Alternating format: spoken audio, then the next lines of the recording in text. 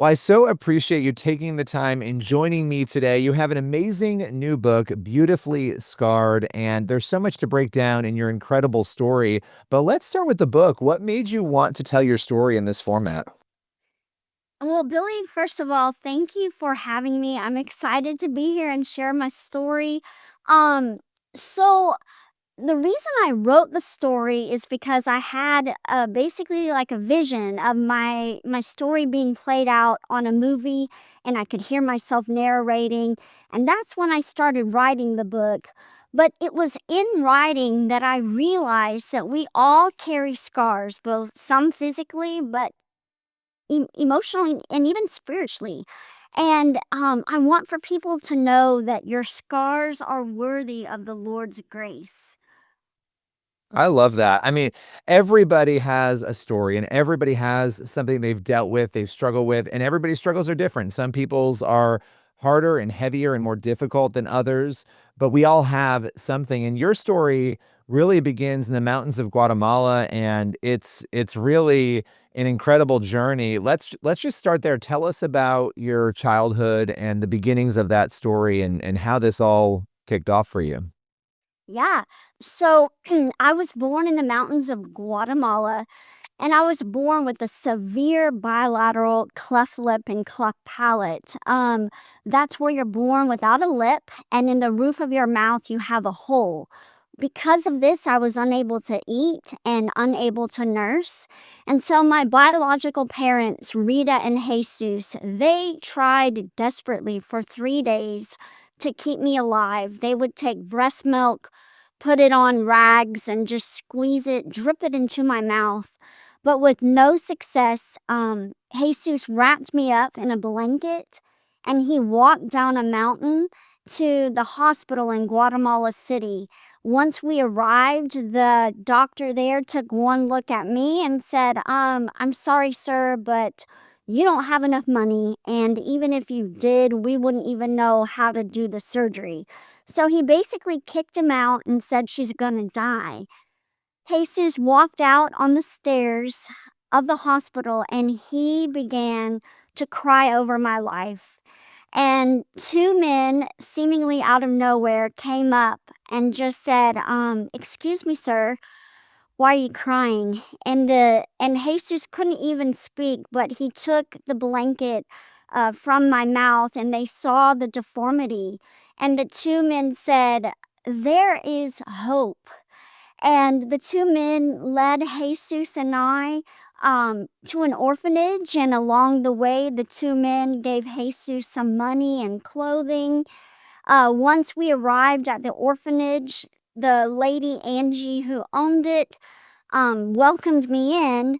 But when Jesus went to thank the two men, they were nowhere to be found. And in fact, Angie said no one was with you when she came. And so Wow. I believe that that was a divine intervention over my life. Do you believe those were angels? I do. I really, truly do. So these two men come out of nowhere while your father is crying out over you, and then take the two of you to this orphanage. And when he comes to talk to them, I'm just recapping this because it's wild. They're gone, and the woman who runs the orphanage is telling it said to him, "There was no one with you." Yeah, that's correct. Wow. What is okay? There's so much to unpack here, but what does that do for your faith today when you hear that part of your story, that detail of, because I know there's so much more obviously once you get to the orphanage, but what does that do for your heart and your mind? What a great, great question. You know, I the enemy comes to kill, steal, and destroy, and the enemy wanted to take me out. But I love how it says in Psalms 139, verses 13 through 18, that he knit me together in my mother's womb, that God knew my story even before my story began. And he had a divine intervention. So I just love how what the enemy meant for evil, God turned it around and had provision. Yeah, I mean, God had provision, and I think this is I mean, there's so many other layers to your story. You could have died. The doctors are saying you're gonna die. You arrive at this orphanage, and I want people to get the book, so we don't wanna spoil every single part of the story, but here you are now doing this interview, you've written this book, your life took a totally different trajectory. The doctors were wrong, God was right, he had a plan, and it's just incredible. Once you got to the orphanage, what was your journey from there? Yeah, so I was there at the orphanage for 2 months, and there they were able to keep me alive. But I had an opportunity from there to go to Spokane, Washington, to live with a foster family, to have my surgeries with the idea that I would return back to Guatemala. However, in the case with a bilateral cleft lip and cleft palate, surgeries are they're consecutive. So as you grow, you have to have more. And fortunately for me, my foster family fell in love with me and I with them.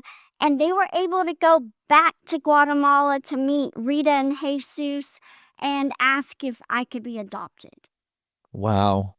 Wow, and so, when you how old were you when you first learned the details of this story? The part that we just talked about where you weren't supposed to survive and your dad cried over you, I mean, all of that. How old were you when you learned that?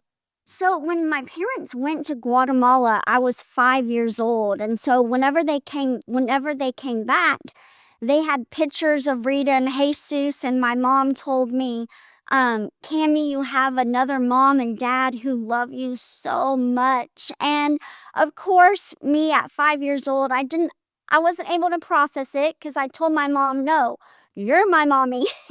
But it did take time for me to fully grasp how miraculous my story truly is.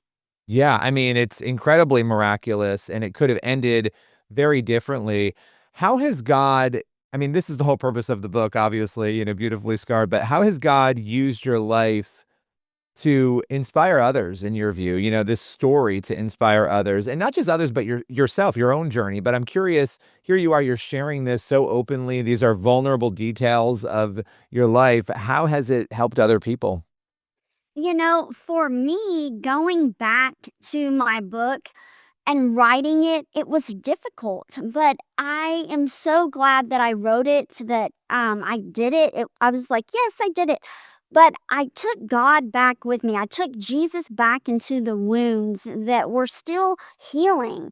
And it was there that I was able to see healing in his hands, that he has the scars to show me, the beautiful scars that really were the healing in my journey. And I want for people to know that a scar, it's an indication that healing actually took place.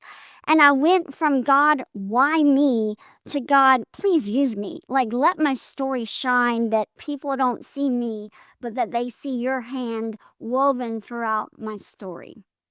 How did dealing with so after your adoption, obviously, and all of that, dealing with a bilateral cleft lip and palate and the issues that came with that, how did that shape your childhood, your identity, your faith journey? Yeah. So, man, there's so many different ways that I can answer that, but whenever I was a young girl, I didn't even know that anything was different. I didn't know I had scars. I thought I was normal. It was about 7 that I started to change, and I realized, oh, I don't look like everybody. I don't talk like everyone. And typically the kids were super sweet with me. They would ask, "Hey, what's going on?" I would tell them. They were cool, but often it was the adults that could be harsh, that would, you know, maybe think that I had a mental disability. But it was the wounds of my heart that were the ones that often took longer to heal. But I'm so thankful that God was with me each step of that journey.